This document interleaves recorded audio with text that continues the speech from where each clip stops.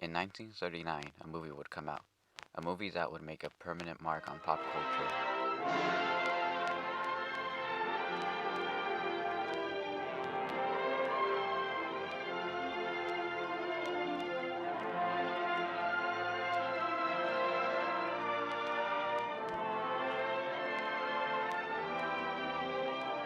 Gone with the Wind is a landmark in film history, a sweeping 4-hour epic that is a technical marvel, even to this day.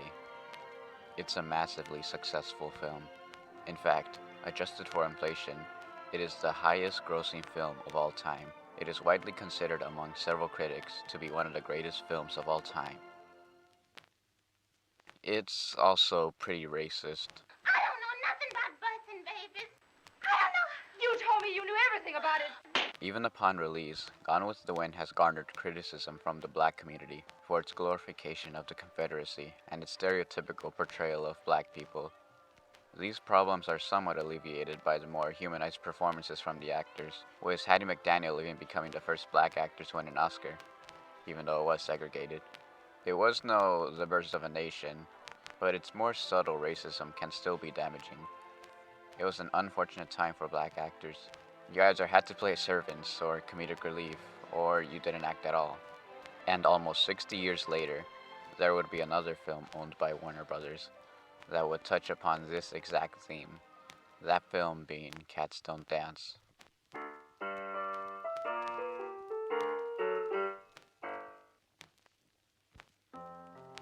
I'm a fan of animation, and like any fan of animation, I know about Warner Brothers' 1997 film, Cats Don't Dance. They would not shut up about it. However, even though it's extremely popular within the animation community, it's not very well known among the general public. It's odd, really. Warner Brothers are known for being one of the pioneers of animation, even creating some of the most iconic characters in its history. But in terms of feature theatrical films, they haven't really made much, and the ones they did never really caught on in the way that Disney films do. Cats Don't Dance is an unfortunate example of this.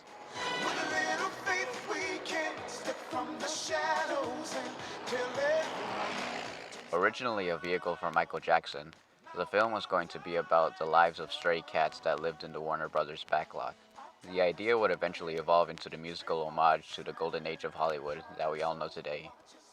And by all, I mean not a lot. Warner Brothers did this film dirty. The production of this film was very rocky, with Turner Feature Animation constantly changing management, each one making drastic changes to the film, slowing down production considerably. The film would then be a victim of the merger between Turner and Time Warner. Despite positive critical reactions, Warner Brothers failed to properly market the film. See, when a new Disney film comes out, they make sure that you know. In addition to the advertisements, you would often see merchandise lining the shelves and inside Happy Meals. This was just not present with Cats Don't Dance. The film was dead on arrival. It made $3.6 million out of its $32 million budget. Many critics have stated that one of the reasons for the film's failure is its reliance on references to films and actors of the 30s, many of which would definitely fly over kids' heads. Even in the 90s, kids will not know who Betty Davis or Clark Gable were. However, I feel that the film still has lots to offer to kids.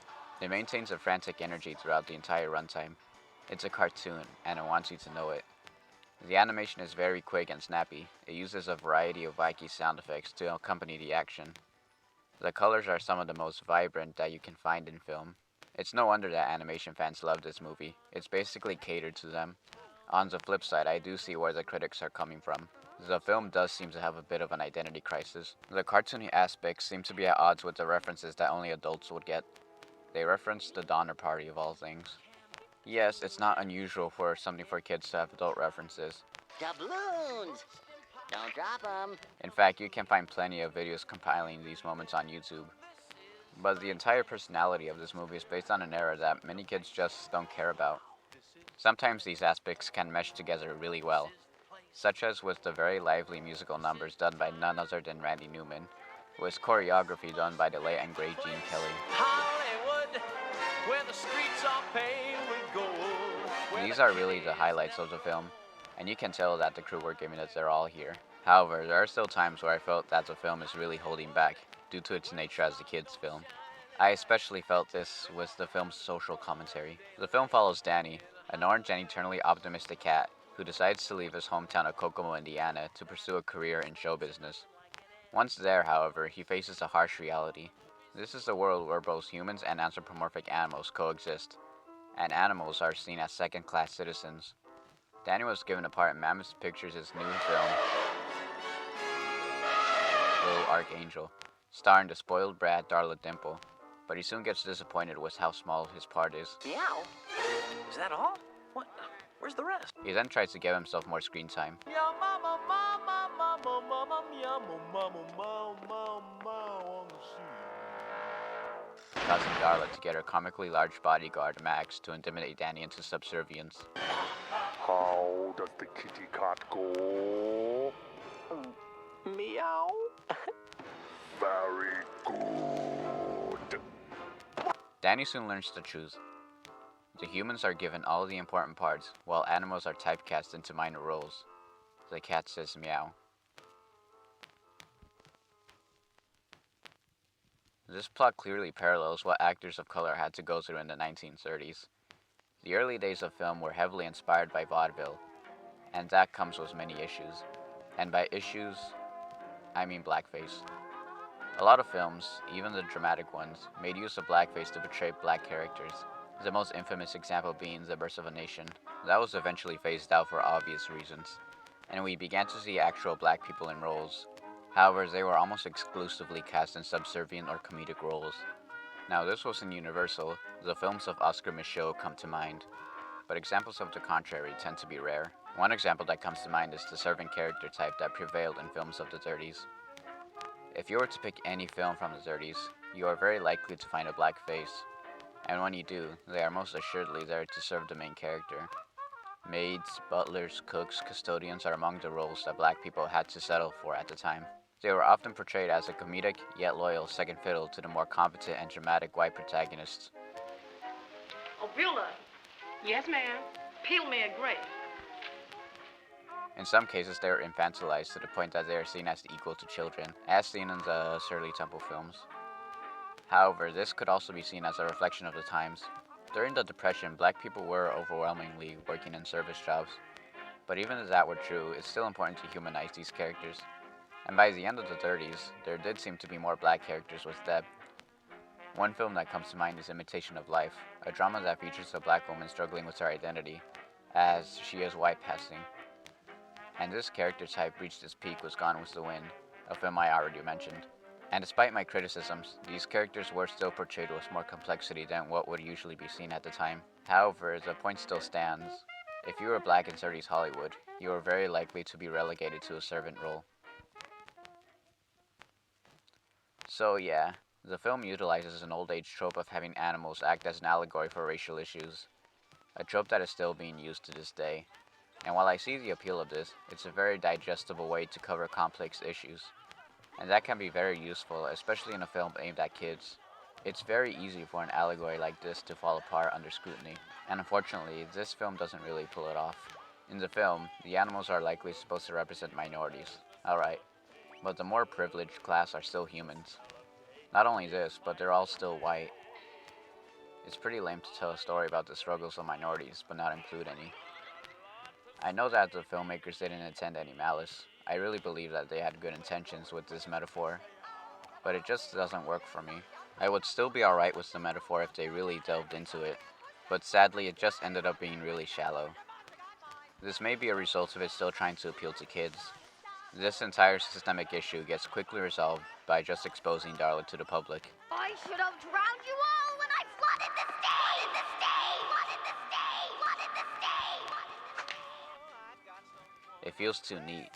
Congratulations, you solved racism. I get that they're trying to simplify complex issues so that children could grasp it, but I believe that kids are smarter than this. Zootopia, though, has its own faults. It still acknowledges that it's a more complex subject matter that couldn't be neatly resolved, and it has a similar target audience. However, I still commend the film for trying to tackle this subject matter. It's an important thing to teach children, and it's a very touchy subject, so I can't blame the filmmakers for not doing the best job. At the end of the day, it probably wasn't even a priority to them. The film seems to be more focused on being a fun musical set in the 30s, and it definitely delivers on that. It's a very fun watch with great animation and charming characters.